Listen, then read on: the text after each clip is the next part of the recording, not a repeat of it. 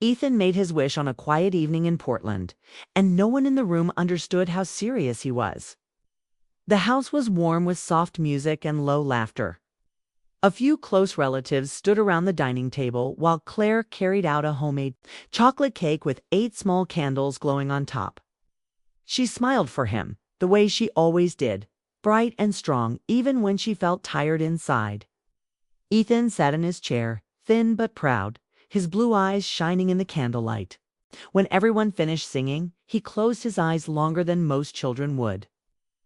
His small hands rested on the edge of the table as if he was thinking carefully. Then he blew out the candles in one slow breath. Later that night, when the guests had gone and the house felt still, Claire found Ethan sitting on the couch, wrapped in a blanket.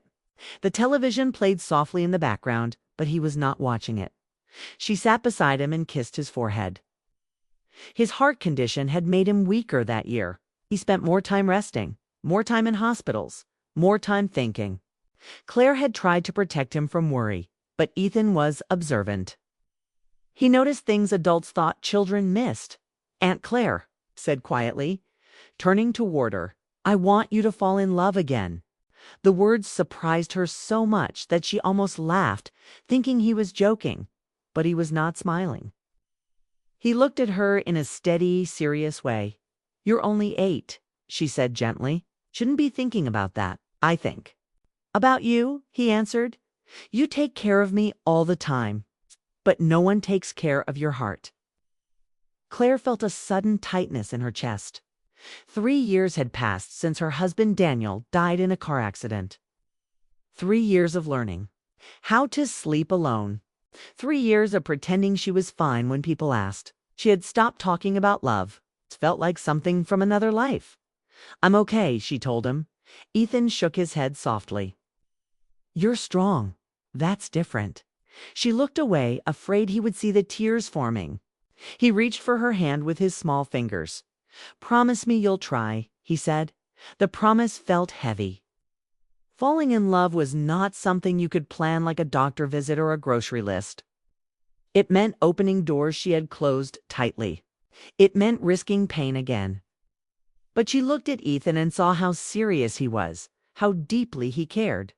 She could not refuse him. "Okay," she whispered. "I'll try."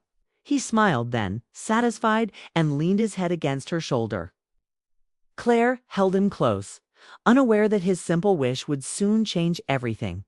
In the following weeks, life became focused on hospital visits.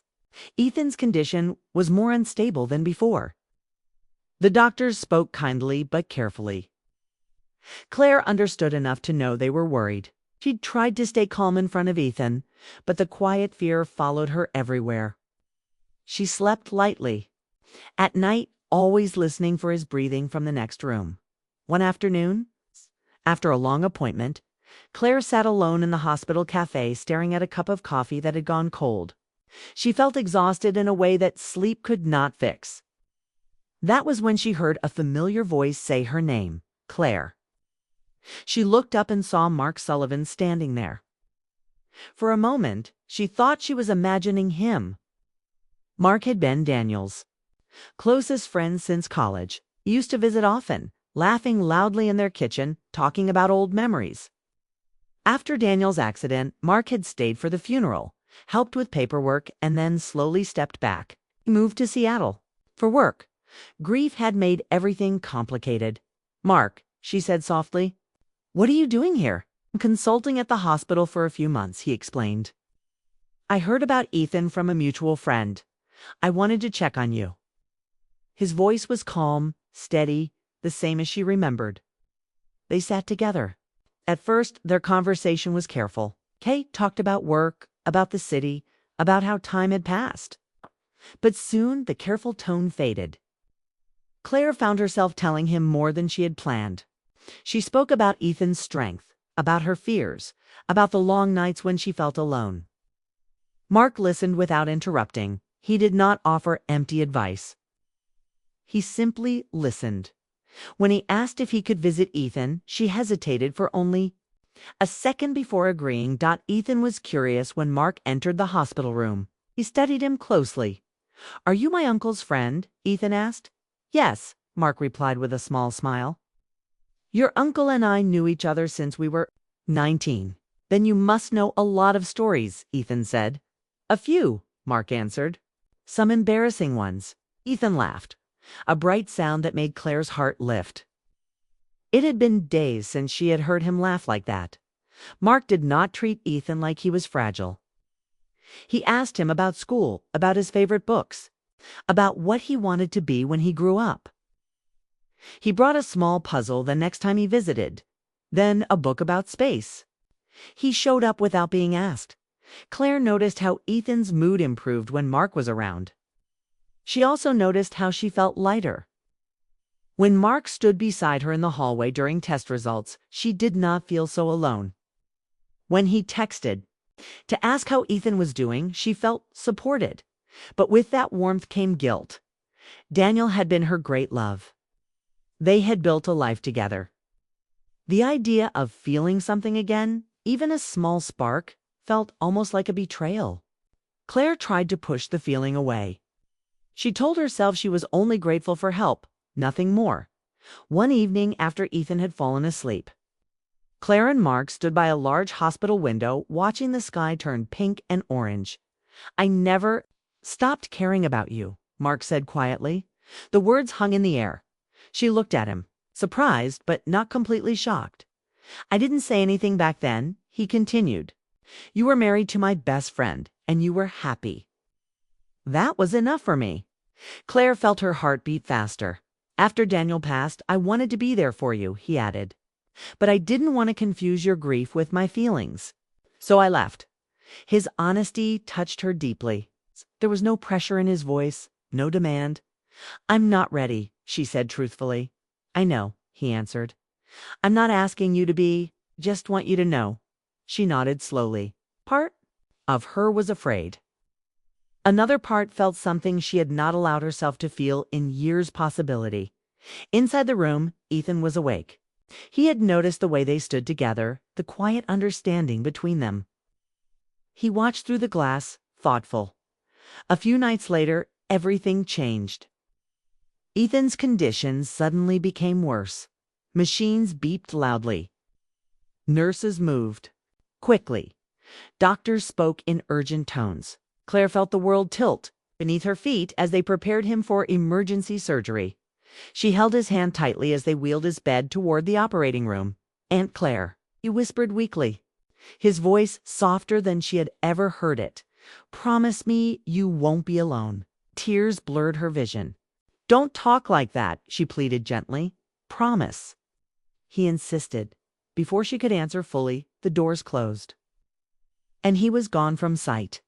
Claire stood frozen in the hallway, her heart pounding. Mark stepped beside her without a word. He took her shaking hands in his. In that moment, she understood something clearly. Ethan's wish was not childish, was not simple. He wanted security for her. He wanted to know that if his time was uncertain, she would not face the future alone.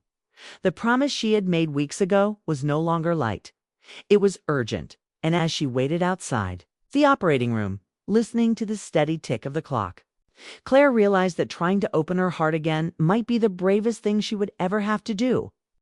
The surgery lasted for long hours, and each minute felt heavier than the last. Claire sat in a stiff hospital chair, her hands clasped tightly together, her eyes fixed on the double doors at the end of the hallway.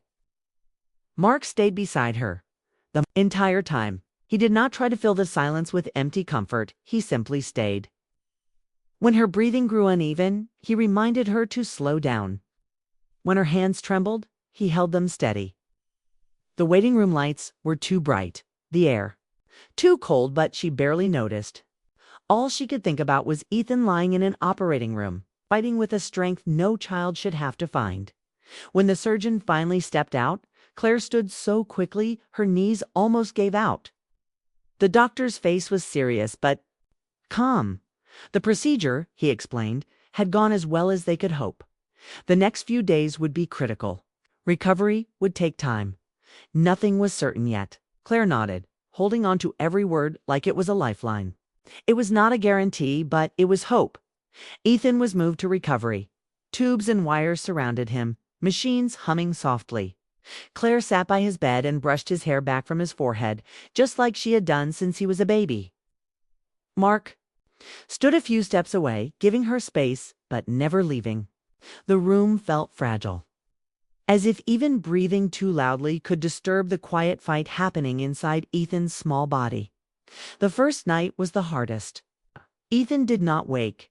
Claire refused to sleep. Mark brought her water and convinced her to eat a few bites of food from the cafeteria.